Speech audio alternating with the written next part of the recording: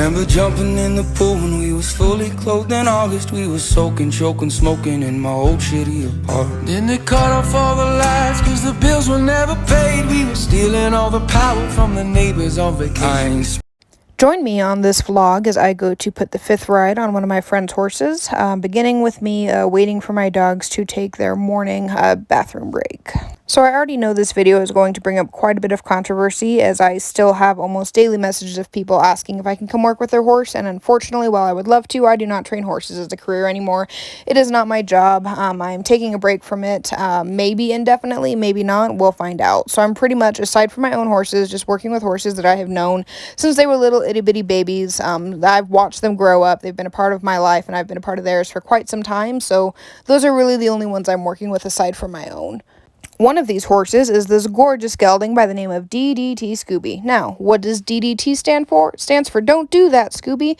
And I absolutely love his name. So Scooby's owner and I, we go way back. I knew him when he got Scooby for the first time, before he was even old enough to be ridden. I put Scooby's first rides on him, and we've just known each other for quite some time, and I am honored to be able to work with such a wonderful horse, as he is incredibly intelligent and gorgeous, which you can't pass that up.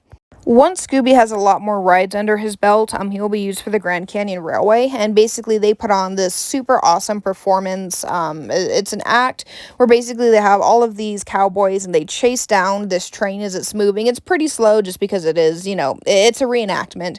But they have all these guys dressed as cowboys shooting guns off of the back of these horses, and then these cowboys essentially get off the horses, rob the train, and it's kind of just like a super fun reenactment of the Old West days, for people who want to take the train to the Grand Canyon and kind of just get a little bit more of a fun experience as they are going on vacation or trips or whatever else they may be doing. I highly, highly, highly recommend you guys check it out if you're ever up to see the Grand Canyon, or even just in Williams, Arizona. It's a really exciting show. While it can be a little bit pricey, though, it is extremely worth it.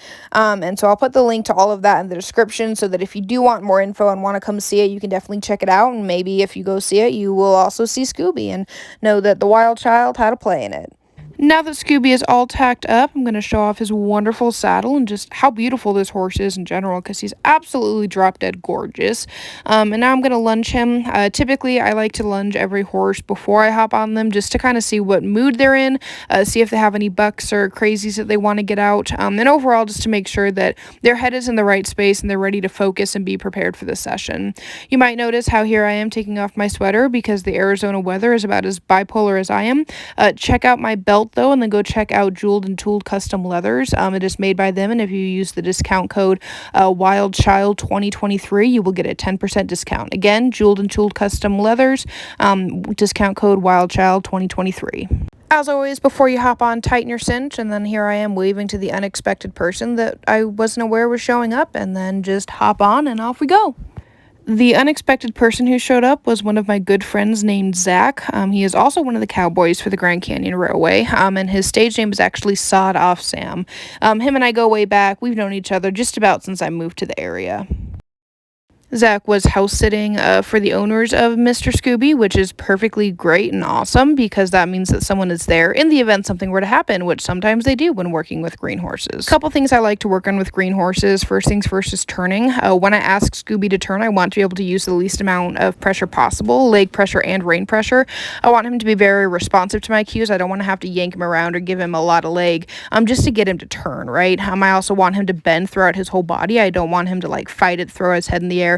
I want him to give me a nice relaxed bend. Big thing, do not rely on your reins. You want to use your legs too, because at the end of the day, the less you use your reins, the more they use their brains. Less is more, especially when it comes to horsemanship and colt starting. Then there's this wonderful thing called brakes, right? I want to be able to lean back in my seat, maybe apply pressure with the reins if needed, and this horse is going to stop, right? Brakes are super important at all different gaits. The other thing, you might notice how I make him back up a step or two when I ask him to stop. I'm trying to encourage him to brake with his hind end, to really curl his hind end up underneath himself and have himself in a nice collected round frame. Otherwise, if his head's super high and he's stopping with his front end, he's going to cause chiropractic issues and other physical issues later on down the road.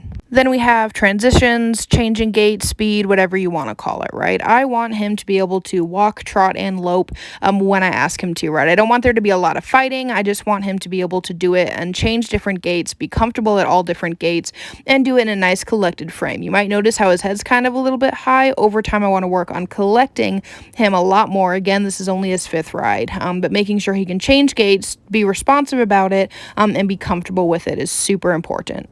After riding Scooby for about 45-ish minutes, I'm going to hop off, admire his wonderful beauty, give him a moment to kind of just relax, soak in what we were working on, and again, just admire his beauty. While he's already pretty good at this, I like to make sure a lot of horses are good at standing tied, being calm, and so I'll just tie him up for a little bit.